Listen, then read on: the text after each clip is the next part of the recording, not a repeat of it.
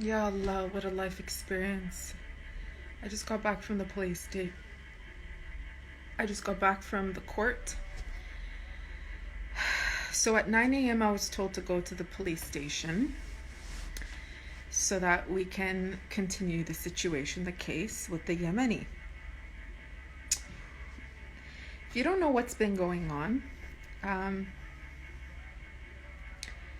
I would say a month before I came to Amman, back in October, the receptionist at an hotel apartment that I stayed in for one night, this Yemeni guy, he searched me because I came with booking.com. He searched me and he found my YouTube channel and he admitted that he developed this obsession with me. Stalker.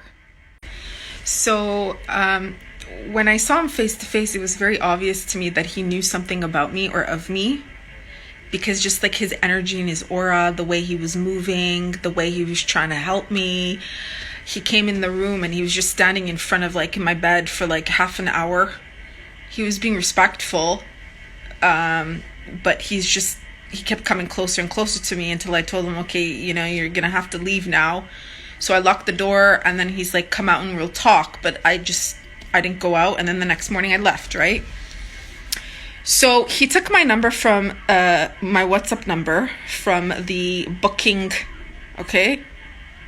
So he wasn't supposed to do that, but he took it. And he started to contact me. And he's very calculated, and, with math, he's calculating how he's going to approach me. And it was every other day he would contact me, almost every day. So when I say that he was being respectful of me, what I mean is he wasn't actually physically doing anything. But yeah, it was awkward because he's standing in front of my bed, and that can make a lot of people uncomfortable. You know what I'm saying? And he knew I had converted to Islam, so he's like, oh, that's an honor. I respect you for that, And he was saying, how was my plane ride? And I told him there was a Palestinian married guy. You guys know the story. I made videos about it when I came in October. There was this Palestinian married guy sitting next to me asking for my number. And I said, no, you're married. I'm not giving my number out to you. And the Yemeni guy was like, Muslim men are allowed to have more than one wife. He's also married, the Yemeni guy. He has a wife in his country and he has a child. Okay? This guy wanted to marry me, keep it hidden from his family and his wife, and come to Armenia with me. Do you know how dangerous this is? So on top of that, his passport has expired, his Yemeni passport. He doesn't have a work permit. He owes the Jordanian government over $3,000 or $4,000 of visa. There's no Armenian embassy in Jordan. Armenia has no connection with Yemen in terms of Jordanians, they can come to Armenia. They get visa upon arrival. It's not a problem. But he's not Jordanian. I'm pretty sure if I did do this, the Armenians that I know, big guys, they would beat him up. Okay? He would have to even join the army. My point is, this is a dangerous game to play, and I would probably end up getting arrested in Armenia for this, because then it would all fall on me, So this is why this escalated into this huge thing, because I kept turning him down, and I told him to his face, I'm not getting involved with you. At the first time I went to that place, okay? When I said I'm not getting involved. I'm very direct, guys. If you know me, I'm very direct. So when my friends started leaving in January, and that whole situation happened with the Egyptian guy, the assault, this guy started stepping in, every day contacting me, put a restraining order on him, get the police involved, this, and this. But then what happened was he started switching games, he started love bombing me, and I'm under extreme pressure at this point. I want to marry you, He wants to do legal marriage work in Amman. He wants to get married. This is dangerous. How do you trust I'm not going to put this on? I was saying, how do you trust that I'm not going to do the same thing back at you, right? So he was following me everywhere. The police officer got him to block me everywhere, okay? Like every social media you could possibly think of, except YouTube. He will not remove himself on YouTube. He's still subscribed to my channel. So on YouTube, you cannot kick someone off. You can only block them from commenting, but they stay subscribed unless they physically unsubscribe to your channel. So what happened was, this escalated into like other extreme stuff, because then he started going crazy that he doesn't want to lose me because I'm planning on leaving. Meanwhile, I told him my goal is to stay in Jordan.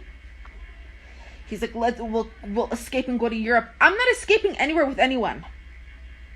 And I'm definitely not marrying someone who's hiding it from his family and his wife and his... What?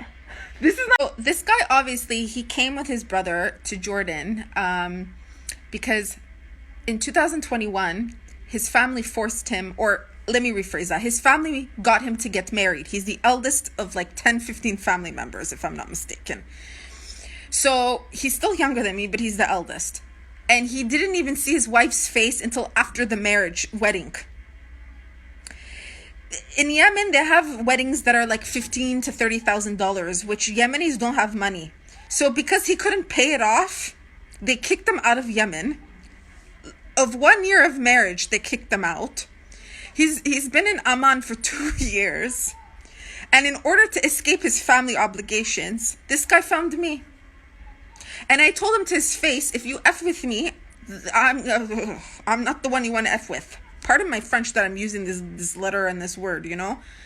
Like, I'm Muslim now, I shouldn't be using these phrases. So because he's under intense emotion and intense pressure, he is living in a luxury apartment for free. His brother is with him living for free.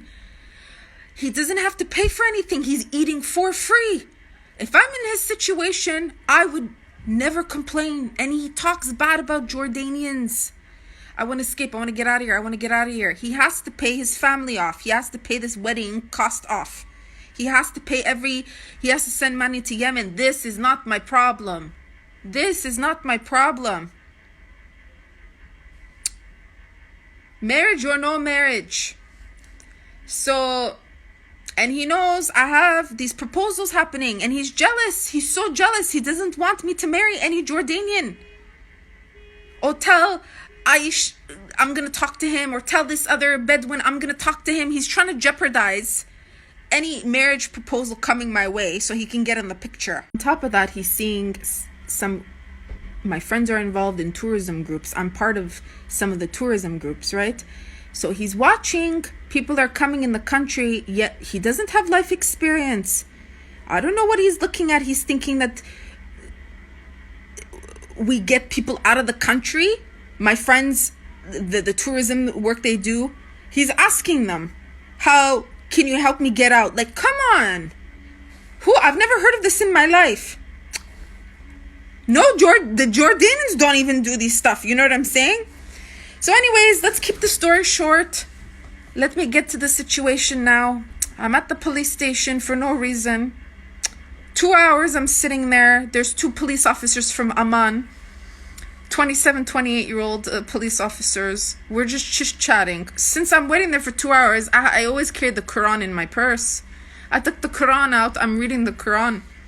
So these police officers are loving the fact that I'm reading the Quran in the police station. And then they go, I have a ring, right? This my father had given me this ring on my 18th birthday. It's the only thing I have left of him, you know? So they go, are you married? I said, if I was married, my husband would go directly to that apartment and beat him. We wouldn't get the police involved. In my country, Armenians, they don't get police involved.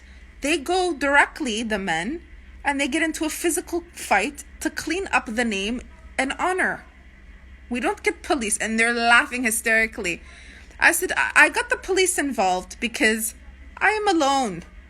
What am I going to do? Get Bedouins to go and beat him up? Yeah, I could get the Bedouins to beat him up, but it's not going to be it's not going to do much for me personally. I wanted to see him physically in handcuffs, and for him to really truly understand and comprehend that this is not okay. This is not okay. Whether it's me, another woman, this is not okay. None of this is okay. From A to Z, when I told you from the beginning that nothing is ever going to come out of this. So, after 2 hours at the police station, I told them I do not want to take this guy to court. My intention, the Egyptian guy, I took him to court. Because that was a physical, literally an assault. You know what I'm saying? We got into a physical fight. I punched the shit, pardon my French, I punched him several times. The Egyptian, this one is a different situation. Somewhat similar, but not entirely.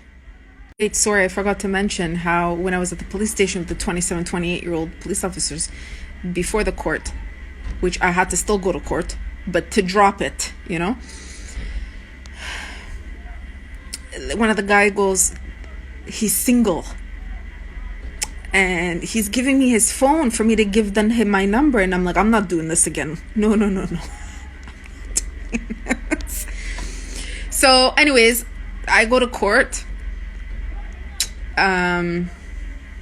Because they see me, anyways, I go to court.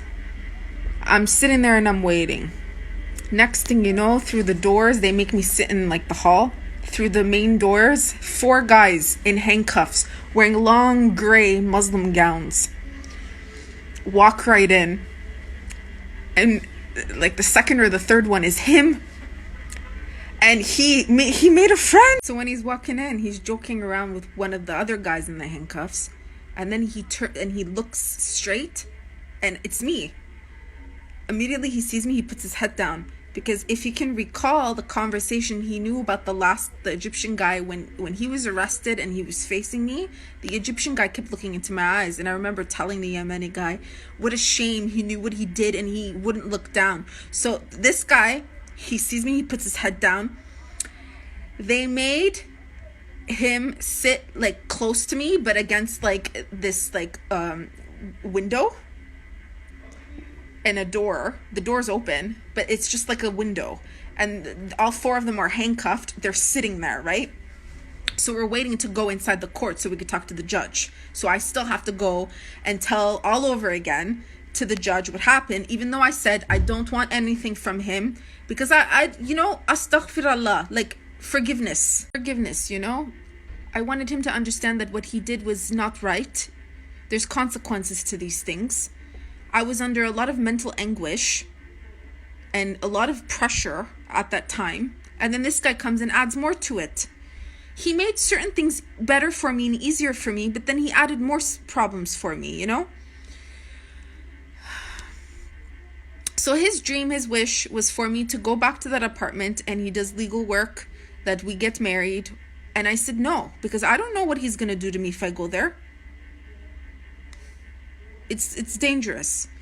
So then he said, okay, I'll come to Aqaba and we can do it over there. Well, he got his dream and his wish, but it wasn't a marriage paperwork. It was him with the criminal law.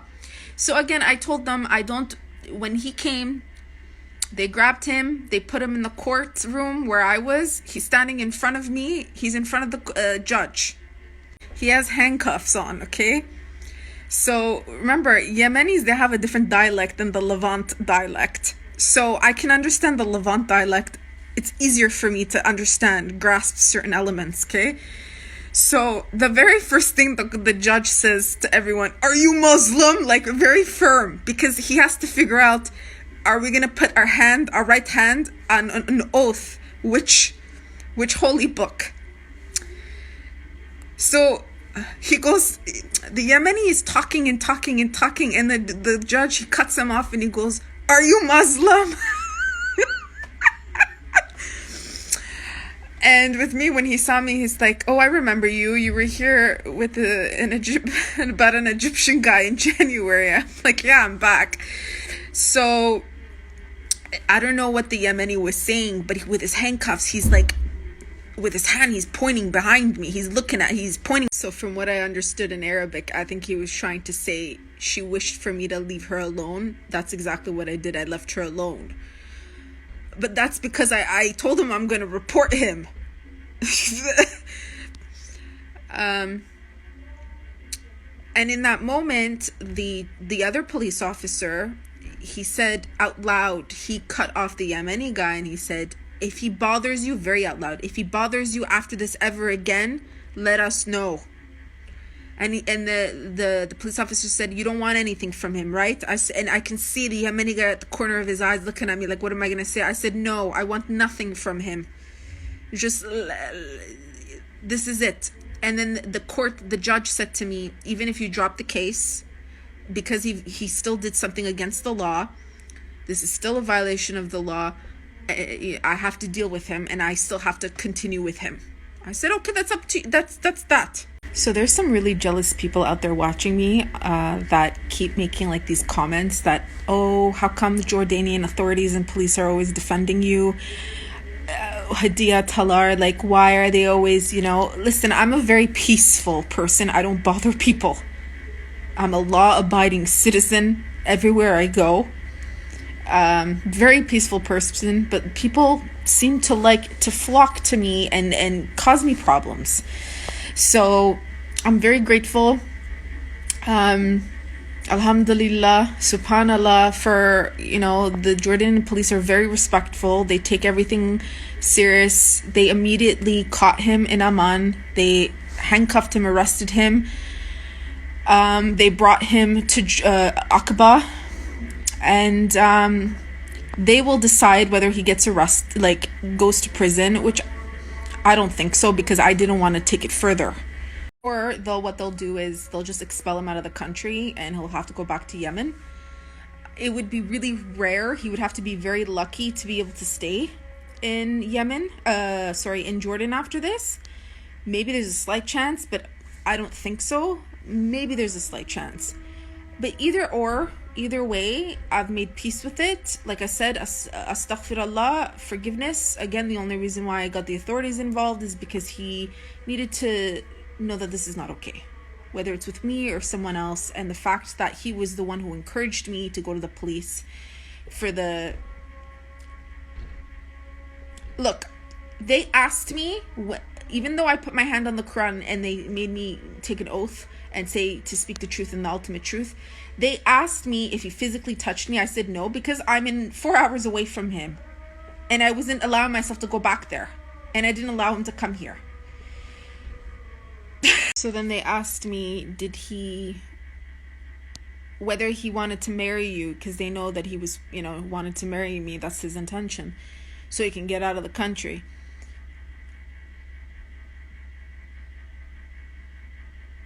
Did he talk, sexual online with me or like through social media or anything? Of course he did. And the way he's going about it is, well, we're married or we're gonna be married, so it's okay. But I just told them, the police and the court, I just said, sure, but he after marriage or when we're married. Because number one, again, I didn't want to take this to court. 2, it's going to be the same outcome, because at the end of the day, he still didn't, I didn't physically go. I didn't allow it to escalate.